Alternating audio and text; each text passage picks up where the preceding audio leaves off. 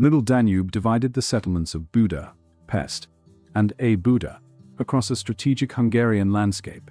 Western Buda rose among hills and elevated ground overlooking river crossings and defensive approaches. Eastern Pest occupied broad plains where commerce, transport routes, and population movement expanded more easily. Buda preserved older settlement traditions north of Buda near the remains of ancient Equincum.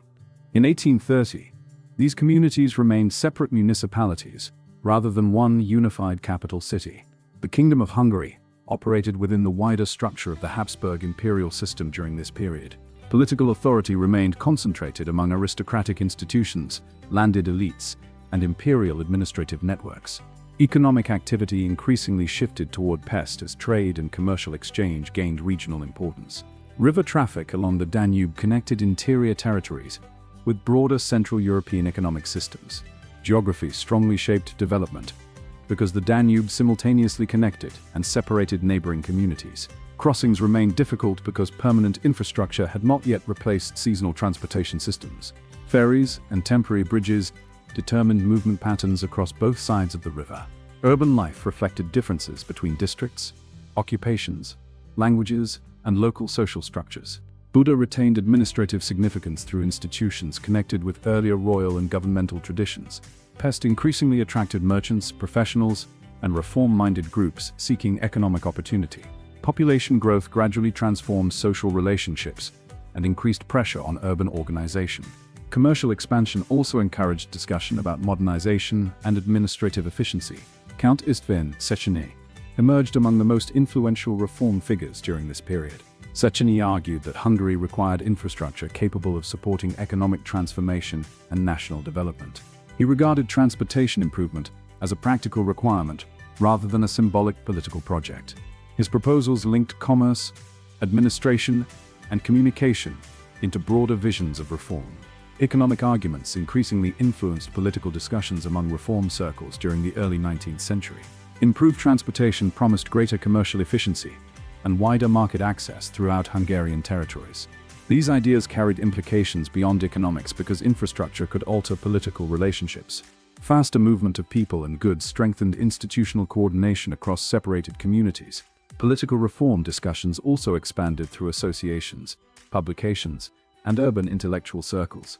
New ideas circulated through cafes and meeting places where educated groups debated national questions. Social divisions nevertheless remained visible through class distinctions and unequal political participation. Aristocratic influence continued shaping governmental structures throughout much of public life.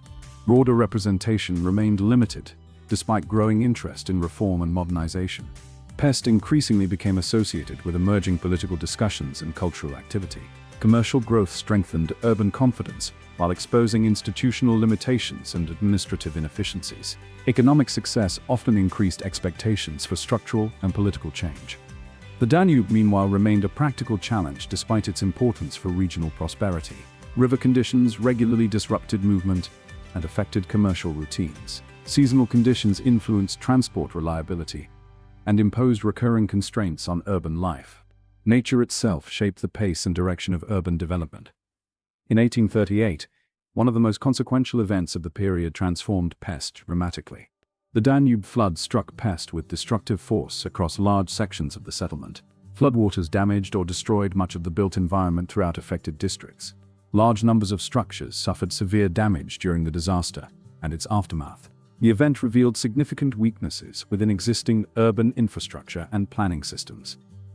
Geography again demonstrated direct influence over political and economic realities. Authorities confronted practical questions regarding reconstruction, planning, and future protective measures. The flood therefore carried consequences beyond immediate material destruction. Rebuilding required administrative coordination and financial commitment across affected institutions. Disaster recovery also encouraged renewed discussion concerning urban modernization and public works. Governmental responses reflected increasing awareness of structural vulnerabilities. The event strengthened arguments supporting more organized forms of urban planning. Political leaders increasingly understood that isolated communities faced common challenges. Economic disruption extended beyond damaged buildings into broader patterns of commercial activity. Merchants and residents experienced interruptions affecting transport and local markets. Urban resilience therefore became a matter of economic stability as well as administration. The experience reshaped attitudes toward infrastructure and future development priorities. Reform advocates found additional support for proposals emphasizing modernization and integration. Long-term planning gained greater relevance following the demonstrated risks of environmental exposure.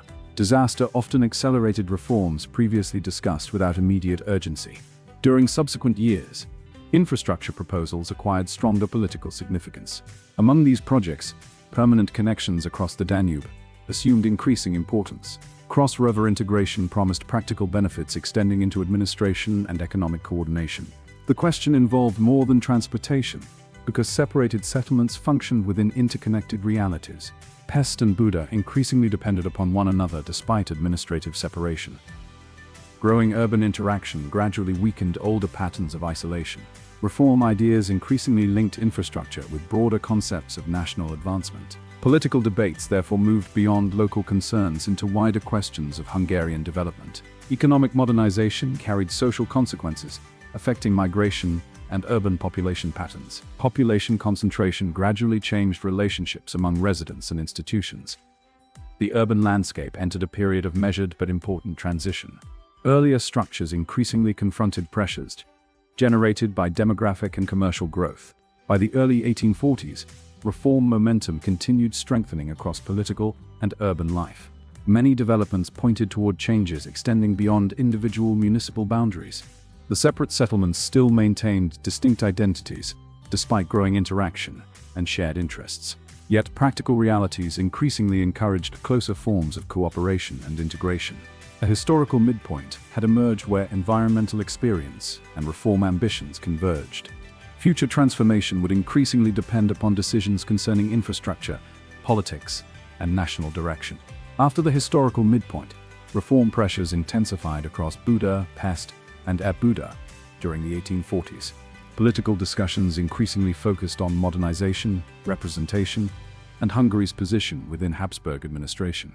Growing economic activity strengthened Pest as a commercial center connected to regional trade routes. Urban expansion created pressures on housing, administration, and transport across rapidly developing districts. Countess von Széchenyi continued supporting infrastructure projects designed to strengthen communication and economic efficiency. The permanent crossing proposal eventually produced one of the era's defining infrastructure projects. Construction of the Széchenyi chain bridge began in 1840 under plans associated with English engineer William Tierney Clark. The bridge carried strategic importance because the Danube had long separated economic and administrative functions. Permanent river access promised stronger commercial exchange and more reliable transportation throughout the region. Infrastructure increasingly became a political issue, rather than a purely technical undertaking. Events across Europe during 1848 then transformed conditions throughout the Kingdom of Hungary. Revolutionary movements spread through imperial territories and introduced major political instability. In Pest, reform demands accelerated as political leaders sought constitutional and institutional change.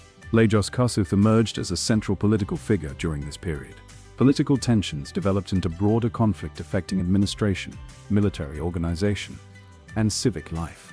The revolutionary period reshaped public institutions and altered relationships between local and imperial authority. Urban communities experienced uncertainty as political structures entered a period of rapid transformation.